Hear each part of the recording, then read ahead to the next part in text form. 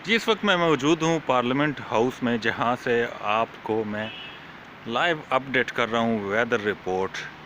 इस वक्त वफाकी दारुल हुकूमत में रिम झिम जारी है। मरगला के पहाड़ देखें किस तरह खूबसूरत मंजर पेश कर रहे हैं। यहाँ पे हमारे सामने असगर चौधरी साहब आए हैं, इनसे बात करते हैं। असगर चौधरी साहब, बताइएगा कितना खूबसूरत मौसम है, सर्दी में इजाफा हो गया है, क्या आप कहते हैं? जी देखिए जी, सर्दी में तो बहुत इजाफा हो गया है, इसमें कोई शक नहीं है, लेकिन बड़ी अच्छी बात है कि यहाँ पर एक बारिश हुई है।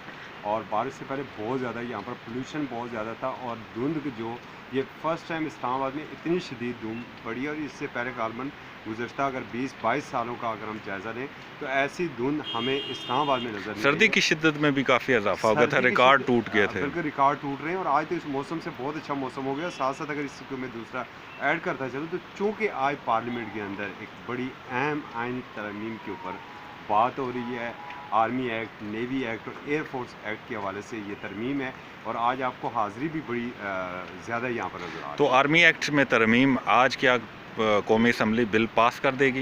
इंशाल्लाह अब तक की इतलात तो यही है कि ये बिल तो पास हो मौलाना जाएगा। फजलुर रहमान इस बिल की मुखालफत कर रहे हैं और एक्सटेंशन के हामी नहीं हैं, तो उस हवाले से आपका क्या कहना देखिए, है? हुकूमत का ये तो मौक़िफ़ था कि हम मौलाना फज़ल रहमान को भी राज़ी करेंगे, हम जमात इस्लामी को भी राज़ी करेंगे, और जो लोग तक नहीं है इसमें इसके हक़ में, उन्हें भी हम राज़ी करें, ताकि एक मुतफ़िक़ा यहाँ से एक पैगाम जाए और मुतफ़िक़ा तौर पर ये बिल मंज़ूर हो सके। आप ये जो ख़ित्ते की सिचुएशन बनी हुई है, ईरान अमेरिका टेंशन है, ऐसे हालात में क्या आप समझते हैं कि हमें भी जो हमारे बॉर्डर्स हैं, हमें भी अपनी सिक्योरिटी को मज़ीद सख्त करना होगा? एक चीज़ में यहाँ पर सिर्फ़ एक जुमला मैं कहूँगा इस पूरे इशू के ऊपर, खित्ते की बिलाशुबा इस वक्त नाजुक तरीन सूरत हाल है, लेकिन खुदा के लिए आप सिर्फ पाकिस्तानी बने।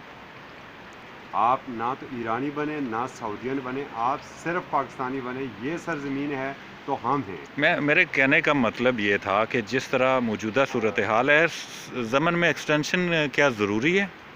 देखिए, ये अब इसका फ़ैसला पार्लिमान ने करना है, जो 22 करोड़ अवाम का नुमाइंदा पार्लिमान है, और वहाँ पर बड़े दिमाग बैठे हुए हैं।